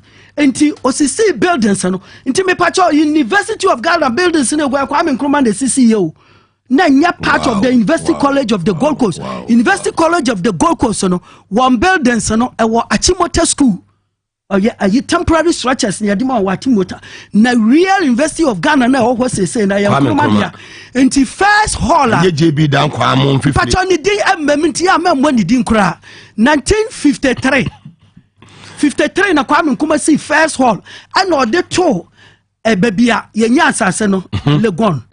First hall and the 55 or see second hall and the two akuafo no and the friend akuafo hall ko for bebe ehuni ka say akwafo and no akuafo hall bo say koko akuafo wo musika na yedisi university fantastic and a third hall 1957 Yaji independence ya call Commonwealth and on the third hall and a 1960 Commonwealth hall fantastic and a starting Voter River project also Voter Hall or the Voter Hall too and we a Ghana's first lawyer Mensa Saba or see last hall Saba Hall or the etono into story where ya maka Akufo-Addo hall bia and Dankwa hall be now the question and they say na be bo na do kan already we nyina history we nyina okay oh washada biso a onye onfa na adwene ko biso a officer ya phone ti say oka bia ye beji atum na ne na nka pesa me kacha na Akufo-Addo na ne say tam ye tu Kwame Nkrumah by 1966 no enye Kwame Nkrumah adofo ne tu no eye na tamfo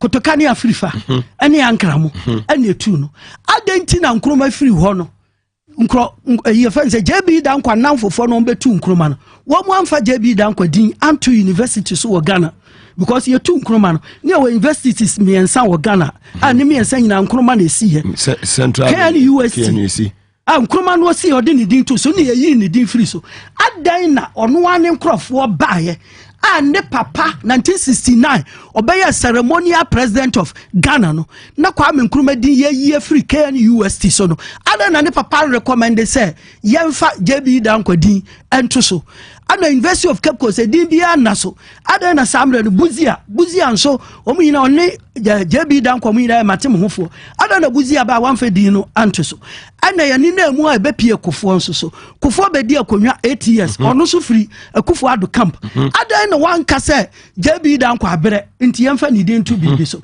what I want to tell you ne say JB Dankwa no Ghana abakose mu no me pacho ye wo babia wo gina wo sombo kase ye papa but we should not exaggerate it babia wo gina na say the Akan concept of God awuka African traditional religion say akanfo ye ka nyame a ase ya kire say nya buroni na be kire ye nyame obi awunya na wa amen obi nso so oye nyam ohyren, that is the concept of the Holy Spirit. Nyankopon oye onyonko kase a wo ben no na wo twere no a wo mpon ento formula anu na JB Dankwa de koye ni thesis adinya ni PhD enti in African your friends studies no he has a very big position in the time of Kwame Nkrumah ABA University of Ghana Institute of African Studies scholars obobo won din say won woma wo mo atro no Institute of African Studies emfa bi nye won adwuma na no na baboa sa institute no bo JB Dankwa din kan ho. Yes, in terms of academic work scholarship JB Dankwa is a colossus who must be respected.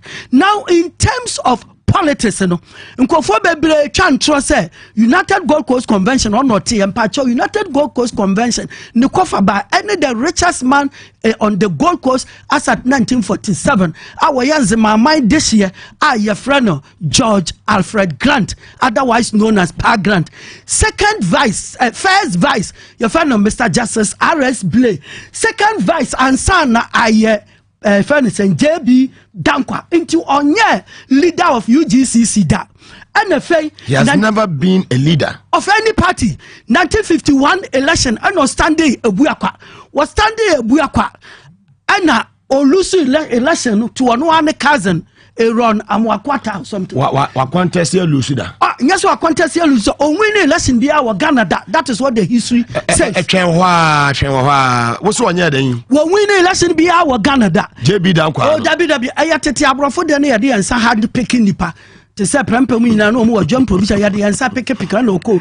Brilliant submission. Maya to aba ediama no ne 1951 election. Olusi poto no olusu wie no. Olusu wie no. Ana Asante Mai Tio baby a wulusu wie no twen ho mame mate e ho ne ye part 2 mame chase kan wie ne sambra baby a wulusu wie no se ne ho enkomo na ye dede we a brilliant submission and ode e ma in petit 22 na atra se enwumri umu iti e fa sra kese e fa ma Big Ben tablet be ma wa ye mre e wo mpempe bi na nonum ne gina wona so ne timi bo adwuma ne je wo 3 points no obe ma ne timi nyina so ya pb e be bo First African Page Limited omo West Legon omo ne dia bedwa so from 0551 551 444 ofra omo ebeje so omo zo ba clinic sebra se ye no bebre ne dia bedwa so amuzu ke mixture uyem ne hawa pibinom amuzu garlic bitters ebebo ama moja timi di ni pedua ne mafrusa ni yi amuzu pi eye mixture eno so bo ama eye general body pains no e clear ni nyina fi ho ye dia amuzu ya ba mixture dia ba malaria ne bitu ase krakrakra e dia ma ho machira kwan e wo ka so amanfom omumba police station no from 0246 351107 Tafun share so Amuzu Junction Kumasi Muru Market wa from 0247 776743 ofra omo ebejo so Spanish garlic mixture and capsules bibinum obi a woda odun so bibi ansa na de ache obi a hypertension a was asabro ni nyina no oba ko fiche wa ya se bo dwedwe wunya Spanish nunu ni binum ababoa ye the Spanish ginkgo capsules aba eboa increase blood flow to the brain increase blood flow to the brain, and a sign improve memory and mental sharpness. Pharmacy shop na ben wonu braho ubenya biato for more 0266114111 offer ebejo so power specialist about hospital osebra na so ye ho obi akompone ha wo obi a fibroid menua ba etete ho mami obebo ye papa ama bibia akonkan e de amount what the cough care ba mesade aba obi abawa ko nya binuma ebebo wo ede ya heba ye tonic mujedru papa ebebo amani padua no ejina ne na so brane ye de ya amala mesade aba malaria dru ba ko a enya nwuna wono ma itime bo yi malaria na se kura ene de jirika jiri heba mesade aba be ma wontumi mu adwuma yi enye 3 points no be ma de se wokwan wakura oba no obeba nya che se wadwuma so eni 3 points no oba no obenya ne kama de a ono be fili obeba eno ane se obenya jirika jiri bi no abobo odi woni cheta akura de anaje acid calcium road no so senga washing be no omani ne di nhwe ne mu kwa benya ACP kwantempo no so power bus stop wa na obi huno ena kuma se ofri yase judgment filling station chemo e wo putu ja contract kwantempo no so fe power specialist about hospital mo ntwetwe nkomo e wo 0244544422 ofra omo ebeje wo so mensaka sabe ene adaje eni eposo ene openye ne etwetwe nkomo eye lawyer eye yaw anochi frimpong na we obi a eba abakosemu a obon ho modin ye papa na wode awura abakosemu program we eye program a e wo se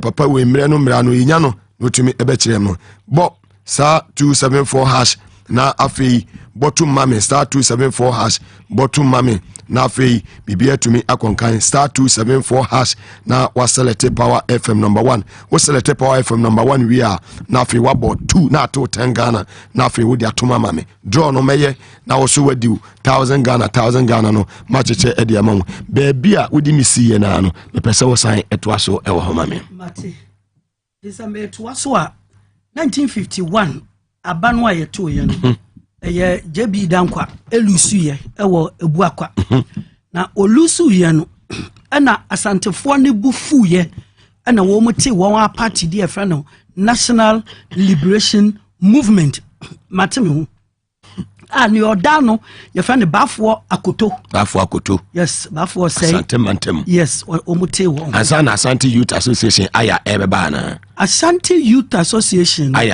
aya no na wo mpanimfo ni bi ne arara mponsa Victor Wusu Krobodu say FA Jantua Franklin Dubobu Jantua de le Jantua yi ene Kwame Sanapoku Jantua wonua no wo bu na wo Ashanti Youth Association ena Kwame Nkrumah efri na buro chire eba ye oye General Secretary of UGCC woni na mu a wo ye n'adwuma no Prempe the second year yabo nidino. Sa nanka ono pe Kwame Nkrumah asem. Ase Kwame Nkrumah be yo mampeni a nani ebeje ho. Na ne na ha adwen se United Gold Coast Convention no sane wondin no etie no. Eye Gold Coast mpoano he ya na wo mu ye won adwuma. Nti se wahwa mpanimfo no a eda no no. Omu nyina so free Gold Coast ha. Ayibefo enka ho asantefo enka ho asiremfo enka ho eye Gold Coast colony fo no. Volta for in Kanwa, Ashanti in Kanwa, Northern Territories and Kanwa. And Nkrumah by no basically branches everywhere in the country. And no more copy as anti memua Nana Prempe any Jane who say, hey, Adiana Cassia of one unquan, Epe one far who dear, would ye be Pierre, Intisadia. This Ashanti Youth Association made the Betawachi Ayano made the Babetawachi enti Ashanti Youth Association na Nkrumah at the Batan hono and onya said 2 million I'm 10 who free your friend say UGC Sata no more Fantini town na I have one mean to me meetings I know they say mean to me and baby your meeting no your madison in fantastic and minimum and say it was the biggest youth movement on the Gold Coast Samre na the youth movement na esu yie pa nti se bia omo Ashanti no time wi ana wa mama hu me konso amekwa akọhwe ba bia wo mo office wo mani ebeje na nia esanso ngo ehia yie pa ne se wo mu na bebedi Nkrumah chi to the extent say da wo mu ko Salt Pond yekopam kwa Nkrumah fi UGCC ni mu no one of the Jantua brothers no kan ni mu forma ye Nkrumah chiro ne resignation letter ewo ndachi no de foro soro hokoma empanimfo no ema ye fan say wate ne ho oba ya na oba bete your friend say Convention People's Party. Until from day one, no, who is a Convention People's Party na before can to say bed them. CPP no. Yes, bed them fanti for bia can be.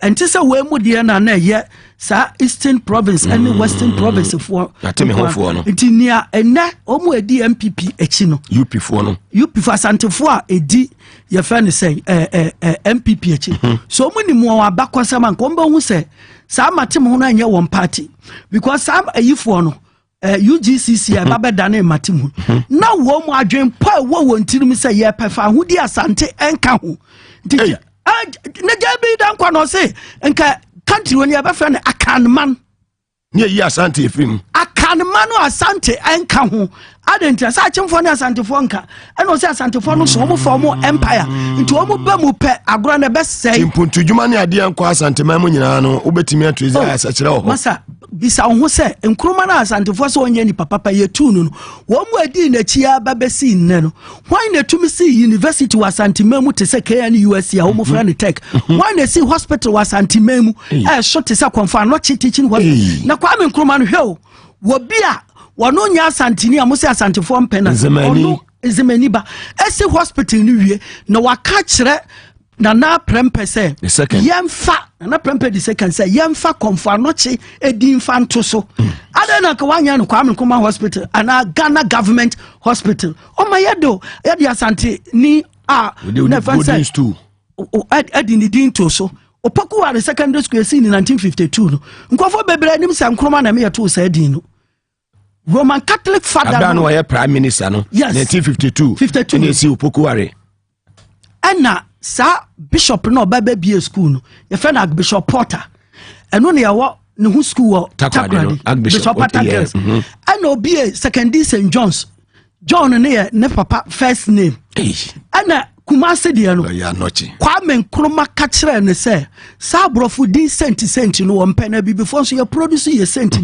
na wo na najima prempe ya wugina we about 250 years earlier no wo nana na your friend Opokuware wono na Eliza Jacobus captain the be the first school in Ghana Welmina was Asante fo nwotwe de wo mu ba school so wo mu meko school nti wo nana nani abie nti hwe na abrofo no mfa Opokuware din emfa nto so na me emfa senti bi adin ento so ne wakatachie eno ne akatachie wote ase aye do to wakatachie efe Opokuware the first prempe de eye your friend say the same prempe no nyansa ohun fantepim school no say Asante for yentumi nka brofo ye nyaade Methodist for Messi the same school na yesi wo Cape Coast na fa ne fantepim no ye Messi bi emfa ma no Asante memu e be ma ne nkrofo no etumi asua ade no mo aye sempo anofo na omu siwie no Methodist for share wo no animonyam na ye didin Prempeh College edetoso say JB Dankwa on deserve ye say din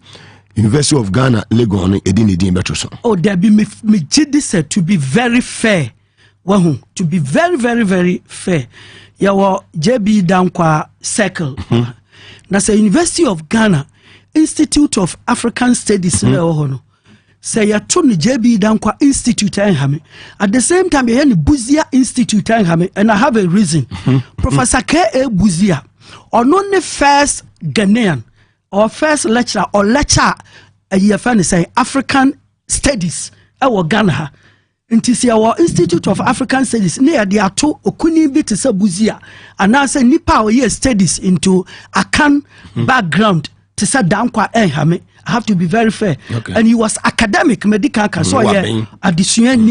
In terms of politics, he failed. Debbie, and in terms of the establishment of institutions, Ghana and on Kabibia, while establishing institutions, one PhD no quite or the Akan institutions in the because of him fear. And it's no man or the Kokoya. And I'm Cromanso, I acknowledge yes, and a failed or yeah, idea or hopa. Number one to me, Casa Wabra, Blackway, PhD no one or Kokojina, the only and Ojima or mine. There be Ojefai.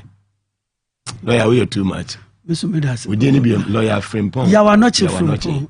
I mean, she wants to sign your Rama Minches camera. Nafe, Mati. If I hear the part two, baby. Course, I mean, any messages, I mean, yeah, the part two, ebeba.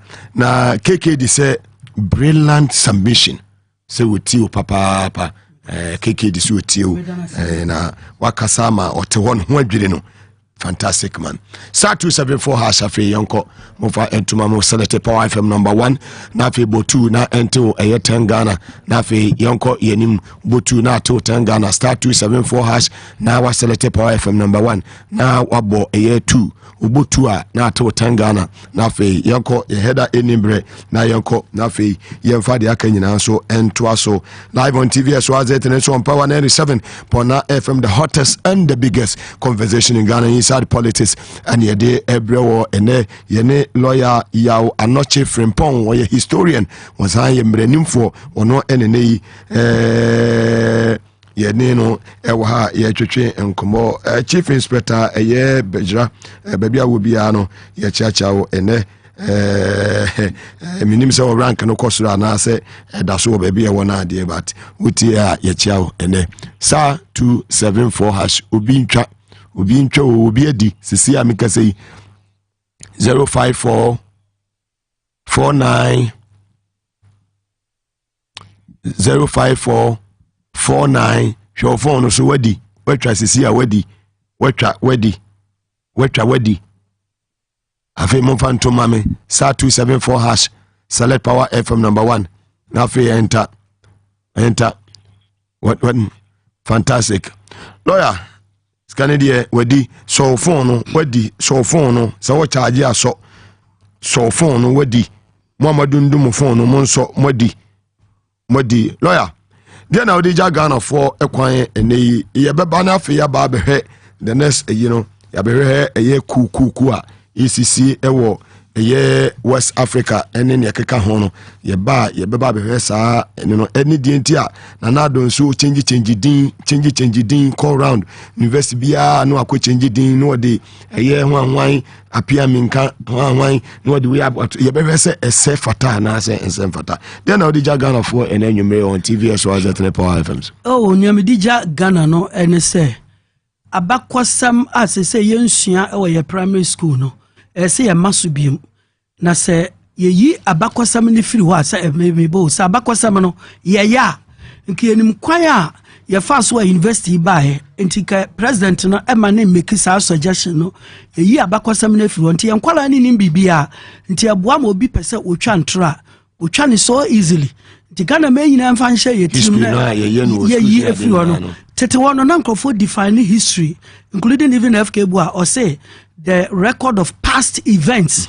Say no ma etwemu a ya twero de ato from a Greek word na enano the definition of history no rather it continues said the record of past event which enables the country to make a headway in teacher say babia ebuama nuoma enquiries ni ade ebuama wutumi ditu anamon enti no moma yenkosua yen abakwasem na no ena babuama yetu anamon na no so na babuama yempanimfo anka yewire efiri won te se nanka bruce amabo ni di ye fa ne say aku kosa jeyi kisli Hayford mo ene ye fa ne say wo mu akani nyina na prempe ene ye fa ne say asafo ajemo ya kaisa enkrofo yi na me yewire mfi say University of Ghana nsama amaka no ubehu no the history of the University of Ghana written by Professor Francis Agbedeka no lecturer KNUST.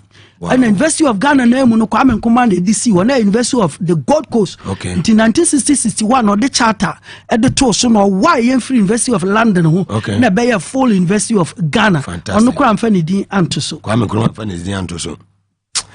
Meda a lawyer yao anoche frimpon say historian as live on TV as was it on Power 97.9 FM and come twetwe na ayede na lawyer de amanfo kan say Mugabe Maase papa we o se sa fa ne brabiem da fofo beba o tun sa from me ameba fantastic ya yesu ya me asum je nkan me da se o ma ho de ne nkwate me da se ne fantastic ya ben 3 Muntiatre yeah say I guess money away ti joma meyi no mfie ensum eni wo mu that's very ba nyame ayebi privilege me shia mo mi ensan na mako fantastic intimidas enti one day kwa na be organize program na wo timfimfin na Alessa nso aka ho Alessa mshia ne mrebi ono se e kan ba kwasema wo no ho mo oyade I've met him before fantastic timida asenya men kan asumje nka akasema no na bono nsia ye so na afi nwumire no nsia kase ebo ye de abrɛ enne bepo so hema ene ohene babo amabene